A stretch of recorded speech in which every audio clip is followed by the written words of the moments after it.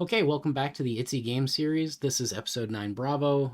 All this is a real short video showing what we need moving forward and what I have set up to get us all on the same page of music. So let's go ahead and get over to Unreal and see what you should have.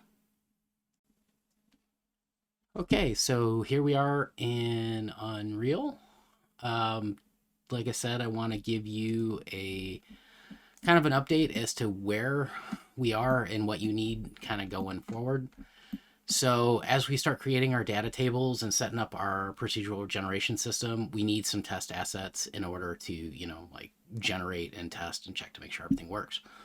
So what we did here is I took the basic shapes that we imported in, and then I'm using my grid box material. So if you're really interested in that and you want to play around with substance, there is a tutorial on my channel for this specifically, where you'll end up with this instance grid box material that you can fast iterate changes. So you don't need that. You absolutely don't have to have this to make this work. You could also do it with the gray box material or any material, as long as you can differentiate the differences. So what I created was 3 different variations of the same mesh. They're all the same mesh, just have different material on them, and they're representing basically what eventually will be, like actually different meshes that hold that same profile there, that same shape. So, like I said, create 3 for each, color them in a way that you'll be able to see them, and then that original pipe mesh that we had, I got rid of that. We don't need that anymore. It's not something we're going to continue on with. We have replacements for it now.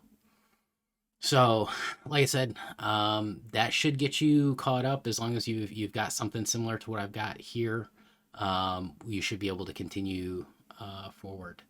So in the next video, I'll lay out where we're going next with the procedural system, show how the classes are going to be built, and then hopefully get started. There's an awful lot to unpack in the next few steps.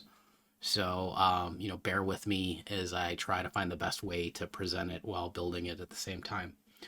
So again, thank you for watching. If you have any questions, drop them in the comments and whatnots. Do all that YouTube-y stuff. And I look forward to seeing you in the next video.